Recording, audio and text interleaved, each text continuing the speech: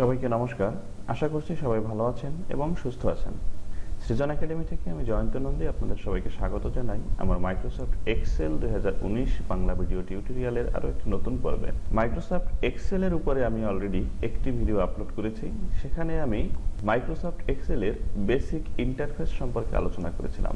অর্থাৎ Microsoft Excel প্রথম যখন আপনি আপনার স্ক্রিনে ওপেন করবেন তখন তার আউটলুক বা চেহারাটা দেখতে কেমন হবে, সেখানে আমরা কোন অপশনটাকে কি নামে ডাকবো, কিভাবে চিনবো, সেই বিষয় নিয়ে আলোচনা করেছিলাম। আশা করছি ইতিমধ্যে আপনারা আমার সেই প্রথম ভিডিওটি দেখে ফেলেছেন। আর যদি দেখে না থাকেন তাহলে আই বাটনে লিংক দেওয়া থাকবে, সেখান থেকে প্রথম ভিডিওটি অবশ্যই দেখে নেবেন। কারণ এটি একটি সিরিজ টিউটোরিয়াল, তাই প্রথম ভিডিওটি আপনারা যদি না দেখে থাকেন তাহলে পরবর্তী ভিডিওগুলো আপনারা বুঝবেন না। অর্থাৎ আমি যখনই যে ভিডিওটি আপলোড করব আপনারা সেই ভিডিওটি আগে অবশ্যই দেখে নেবেন, তারপরে পরবর্তী ভিডিওগুলো দেখতে থাকবেন। আজকে আমি আলোচনা করব back stage view. Back stage ভিউটা কি বন্ধুরা? আমরা প্রথম যখন একটি ওয়ার্কশিট ওপেন করি তখন আপনারা এই যে উপরে দেখুন কতগুলো ট্যাব দেখতে পাচ্ছেন। আমি আগের পর্বে বলেছিলাম এগুলোকে বলা হয় ট্যাব বা রিবন। তো এই ট্যাবগুলোর মধ্যে প্রথমেই দেখুন আছে ফাইল। তো এই ফাইল ট্যাবে ক্লিক করলে আপনারা যে স্ক্রিনটা দেখতে পাচ্ছেন বা যে অবস্থাটা দেখতে পাচ্ছেন এই অবস্থাটার নাম হচ্ছে ব্যাকস্টেজ ভিউ। এই ব্যাকস্টেজ ভিউই আজকে আমাদের আলোচনার বিষয়। তো বন্ধুরা চলুন কথা না বাড়িয়ে মূল আলোচনা শুরু করি। তার আগে বলে নেই বন্ধুরা, আপনারা যদি আমার চ্যানেলে নতুন এসে থাকেন, আমার ভিডিওগুলো যদি আপনাদের কাছে ভালো লেগে থাকে, আমার ভিডিওতে দেওয়া ইনফরমেশনগুলো থেকে আপনাদের যদি কোনো হেল্প হয় তাহলে অবশ্যই এখান থেকে চ্যানেলটি সাবস্ক্রাইব করে নেবেন এবং পাশে থাকা বেল আইকনটিতে ক্লিক করে দেবেন। বেল আইকনটিতে ক্লিক করলে কি হবে বন্ধুরা, আমি যখনই নতুন কোনো ভিডিও আপলোড করব তখন আপনারা সাথে সাথে এই নোটিফিকেশন অপশনে সেই ভিডিও নোটিফিকেশনগুলো পেয়ে যাবেন। অলরেডি যদি আপনি আমার চ্যানেলটি সাবস্ক্রাইব করে থাকেন তাহলে thank you so much. Welcome back বন্ধুরা। আমরা আজকে আলোচনা করব ব্যাকস্টেজ ভিউ। তো চলুন ব্যাকস্টেজ ভিউতে চলে যাই। তো ব্যাকস্টেজ ভিউতে আসলে আমরা প্রথমে এইরকম একটা ইন্টারফেস দেখতে পাবো। তো এখানে কি কি আছে দেখুন। প্রথমে আছে new, open, info, save, save as, print. এগুলো আমরা একটার পর একটা আলোচনা করব। তো প্রথমেই আছে দেখুন নিউ। নিউ মানে একটা নতুন ওয়ার্কবুক ওপেন করা। নিউ অপশনে ক্লিক করে আপনি যে কোনো একটা নতুন ওয়ার্কবুক তৈরি করতে পারবেন। তো নতুন ওয়ার্কবুক তৈরি করার ক্ষেত্রে দেখুন প্রথমে আছে ব্ল্যাঙ্ক ওয়ার্কবুক। এরপরে যেগুলো আছে এগুলো প্রিসেট টেমপ্লেট তৈরি করা আছে। এগুলো আপনি যদি ইন্টারনেট কানেকশন অন করা থাকে তাহলে এই টেমপ্লেটগুলো আপনি দেখতে পাবেন। এখান থেকে আপনি এই টেমপ্লেটগুলো ডাউনলোড করে নিজের ইচ্ছে মতো ইউজ করতে পারবেন। ইন্টারনেট কানেকশন যদি না থাকে তাহলে এই টেমপ্লেটগুলো আপনি পাবেন না। তো আমরা সাধারণত এই টেমপ্লেট নিয়ে কাজ করি না, আমরা সাধারণত ব্ল্যাঙ্ক ওয়ার্কবুক নিয়ে কাজ করি। আপনি ব্ল্যাঙ্ক ওয়ার্কবুকে যদি ক্লিক করেন তাহলে আপনার সামনে নতুন একটি ওয়ার্কবুক তৈরি হয়ে যাবে। এই যে দেখুন বন্ধুরা। এবারে আছে ওপেন। আপনি যদি ওপেন ক্লিক করেন, ওপেন ক্লিক করলে আপনি আপনার কম্পিউটারে আগে থেকে সেভ করা কোনো এক্সেল ওয়ার্কবুক ওপেন করতে পারবেন। ওপেন অপশনটিতে ক্লিক করলে প্রথমে এখানে কিছু ওয়ার্কবুক শো করবে। এই ওয়ার্কবুকগুলো হলো আপনি রিসেন্ট যে ওয়ার্কবুকগুলো আপনার কম্পিউটারে ওপেন করেছিলেন সেগুলোর একটা লিস্ট এখানে শো করবে। এখান থেকে আপনি আপনার প্রয়োজন অনুযায়ী যে ফাইলটা দরকার সেটা সিলেক্ট করে দিলে ওপেন হয়ে যাবে। আর যদি এখান থেকে আপনি না চান তাহলে আপনি ব্রাউজ অপশনটিতে ক্লিক করে আপনার ফাইলটি কোথায় আছে, কোন ড্রাইভে আপনি আপনার ফাইল সেভ করেছেন, সেখান থেকে আপনি আপনার কাঙ্ক্ষিত ওয়ার্কশিটটি ওপেন করতে পারবেন। দেন আছে ইনফো। ইনফো মানে হচ্ছে ইনফরমেশন। আপনার বর্তমানে যে ওয়ার্কশিটটি ওপেন করা আছে সেই ওয়ার্কশিটটির একটা টোটাল ইনফরমেশন আপনি এখানে পেয়ে যাবেন। দেখুন ইনফরমেশন কি কি আছে। প্রপার্টিজ, আপনার এই যে ওপেন করা ফাইলটা সেই ফাইলটার সাইজ, টাইটেল, ট্যাক্স, কোথায় কি আছে না আছে সব এখানে শো করছে। আপনি ফাইলটি কবে তৈরি করেছেন সেটা শো করছে। আপনার ফাইলটি কে তৈরি করেছে সবকিছু এখানে শো করছে। বাম দিকে দেখুন এখানে আছে প্রোটেক্ট ওয়ার্কবুক। এখানে যা আছে সবগুলোর মধ্যে আপনার ইনক্রিপ্ট উইথ পাসওয়ার্ড। এখান থেকে আপনি আপনার এই ওয়ার্কশিটটাকে পাসওয়ার্ড দিয়ে প্রোটেক্ট করে রাখতে পারবেন। তো পাসওয়ার্ড দিয়ে প্রোটেক্ট করে রাখলে কি হবে, পাসওয়ার্ড যে না জানবে সে কিন্তু আপনার এই ওয়ার্কশিটটি ওপেন করতে পারবে না। এভাবে আপনি আপনার ওয়ার্কশিটটিকে বা ওয়ার্কবুকটাকে পাসওয়ার্ড দিয়ে সেভ করে রাখতে পারেন। তারপরে আছে প্রোটেক্ট কারেন্ট শিট।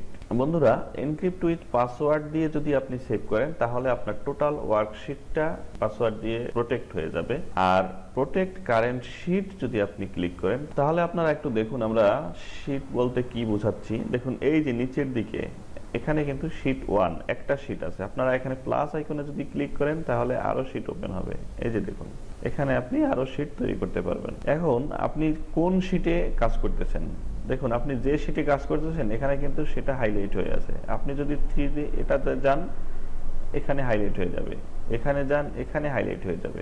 তো প্রোটেক্ট কারেন্ট শীট বলতে বোঝাচ্ছে আপনি যে শীটে বর্তমানে কাজ করছেন সেই শীটটি শুধুমাত্র প্রোটেক্ট হয়ে যাবে। এরপরে দেখুন উপরের দিকে আছে আপনি যে শীটে কাজ করতেছেন বা যে ফাইল নিয়ে কাজ করতেছেন সেই ফাইলের নাম এবং সেই ফাইলটা কোথায় আছে। এই যে দেখুন আমার ফাইলটা ই ড্রাইভ সৃজন একাডেমি এক্সেল প্রজেক্ট ফাইল, দেন আমার ফাইলটি আছে।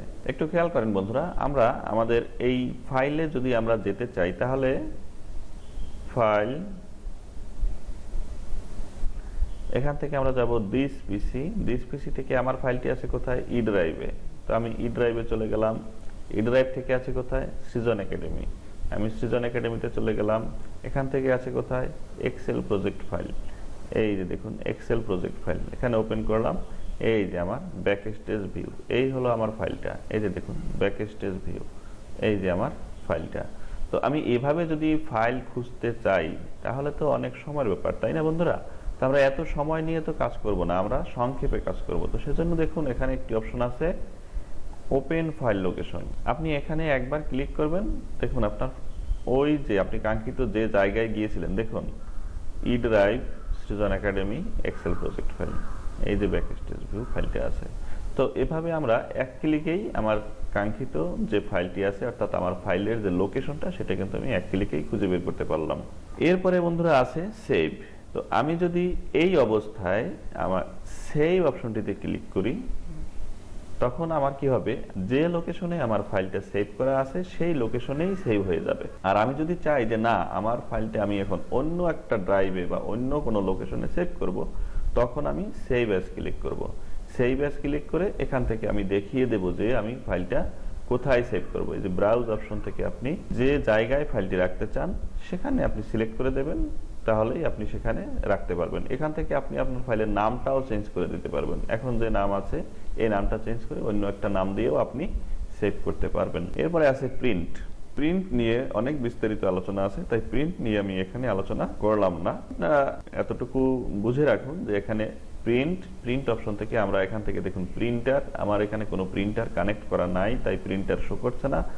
এখানে আপনার যদি প্রিন্টার কানেক্ট করা থাকে তাহলে এখানে প্রিন্টার শো করবে। আপনি প্রিন্টার সিলেক্ট করে কত কপি দরকার আপনি এখান থেকে কপি বাড়িয়ে কমিয়ে নিতে পারবেন। এরপরে আপনি প্রিন্ট অপশনে ক্লিক করলে আপনার ফাইলটি প্রিন্ট হওয়া শুরু হবে। প্রিন্ট নিয়ে বাকি যে আলোচনা আছে সেটা আমরা প্রিন্ট নিয়ে অন্য ভিডিও তৈরি করব, সেখানে আলোচনা করে দেব। এরপরে আছে শেয়ার। শেয়ার মানে হলো আপনি এই ফাইলটি কোথাও শেয়ার করতে যাচ্ছেন কিনা। আপনি কি ফাইলটি ক্লাউডে সেভ করে রাখতে চাচ্ছেন নাকি আপনি ফাইলটা কাউকে ইমেইল করতে চাচ্ছেন। দেখুন আপনি যদি ইমেইলে ক্লিক করেন, ইমেইল করতে গেলে আপনি দেখুন এখানে সেন্ড অ্যাজ অ্যাটাচমেন্ট, অর্থাৎ আপনার এই ফাইলটি অ্যাটাচমেন্ট আকারে ইমেল করতে পারবেন। সেন্ড অ্যাজ পিডিএফ আকারে কাউকে দিতে পারবেন। এভাবে করে আপনি এই আপনার ফাইলটি অন্য কারোর সাথে শেয়ার করতে পারবেন। দেন আছে এক্সপোর্ট। এক্সপোর্ট অপশনটিতে দেখুন কি আছে। এক্সপোর্ট মানে এই ফাইলটিকে আপনি কোন ফরম্যাটে সেভ করতে চাচ্ছেন। এখানে দেখুন আছে প্রথমে আছে পিডিএফ, আপনি কি এই ফাইলটি পিডিএফ আকারে সেভ করতে চাচ্ছেন, নাকি দ্বিতীয় অপশন আছে দেখুন চেঞ্জ ফাইল টাইপ, এই ফাইলটি আপনি অন্য কোন টাইপে বা অন্য কোন আকারে সেভ করতে চাচ্ছেন। তো সেটি দেখুন কি কি আছে। ওয়ার্কবুক তো আপনার ডিফল্ট ওয়ার্কবুক, এক্সেল 97 to 2003 অর্থাৎ পুরাতন ভার্সন যদি কারো ইউজ করতে ইচ্ছে হয় তাহলে তিনি এই অপশনে সেভ করতে পারবেন। এভাবে দেখে দেখুন এখানে আরো অনেক অপশন আছে, এগুলো করতে পারবেন। দেন আছে ক্লোজ অপশনটিতে যদি আপনি ক্লিক করেন তাহলে আপনি যে ফাইলটি ওপেন করেছিলেন সেই ফাইলটি ক্লোজ হবে। দেখুন বন্ধুরা আমার এক্সেল কিন্তু ক্লোজ হচ্ছে না, এক্সেল কিন্তু ঠিকই থেকে যাচ্ছে। ক্লোজ হয়েছে শুধুমাত্র আমি যে ফাইলটা ওপেন করেছিলাম। আমি যদি এখন আবার ওই ফাইলটা ওপেন করতে চাই তাহলে কি করব, আমি ফাইল ওপেন, এখান থেকে আপনি সরাসরি এই যে রিসেন্ট আছে রিসেন্ট থেকেও আপনি ওপেন করতে পারেন অথবা এখান থেকে ব্রাউজ করে ওপেন করতে পারেন। তো আমি রিসেন্ট অপশন থেকে আমার ফাইলটি ওপেন করে নিলাম। এরপরে কি আছে অ্যাকাউন্ট অপশনটিতে গেলে আপনি মাইক্রোসফট অফিসের কোন ভার্সনটি ইউজ করছেন এখান থেকে আপনি আপনার ভার্সনটি আপডেট করে নিতে পারবেন। এই যে দেখুন আপডেটের অপশন আছে, আপনি যদি চান আপডেট বন্ধ করে রাখবেন, আপডেট করবেন না, তাহলে আপনি ডিসেবল আপডেটে ক্লিক করে রাখতে পারেন। পরবর্তীতে সর্বশেষ আছে দেখুন অপশনস নিয়ে বিস্তারিত আলোচনা করার আছে। এটা নিয়ে আরো 4-5টা ভিডিও তৈরি করা যাবে। আমরা এটা নিয়েও পরবর্তীতে আরো ভিডিও তৈরি করব, সেখানে আপনারা এই বিষয়গুলো সম্পর্কে জানতে পারবেন। তো বন্ধুরা, ব্যাকস্টেজ ভিউতে যে জিনিসগুলো আছে সেই সবগুলো বিষয় নিয়ে আমরা আলোচনা করে ফেললাম। এর আলোচনা আমরা এখানেই শেষ করব। এর পরবর্তীতে আমরা ফাইল ট্যাব নিয়ে আলোচনা শুরু করব। এখানে ফাইল ট্যাবের মধ্যে প্রথমে আছে দেখুন clipboard, font, alignment, number, style, cell, editing, এই সব বিষয়গুলো নিয়ে আমরা আস্তে আস্তে ধাপে ধাপে আলোচনা। আশা করছি আপনারা আমার সাথেই থাকবেন। আমার আলোচনার বাইরেও যদি আপনাদের কোনো তথ্য থেকে থাকে অথবা আমার কোনো তথ্য যদি আপনাদের কাছে গ্যাপ মনে হয় যে এখান থেকে আমার গ্যাপ হয়ে গেছে, এখানে আরেকটু আলোচনা করার দরকার ছিল, আপনারা কমেন্টে সেই বিষয়গুলো জানিয়ে দেবেন। আমি পরবর্তী ভিডিওতে সেই বিষয়গুলো আলোচনা করে দেব। তাহলে বন্ধুরা, পরবর্তী ভিডিও আসার আগ পর্যন্ত আপনারা সবাই ভালো থাকুন, সুস্থ থাকুন। Thank you so much.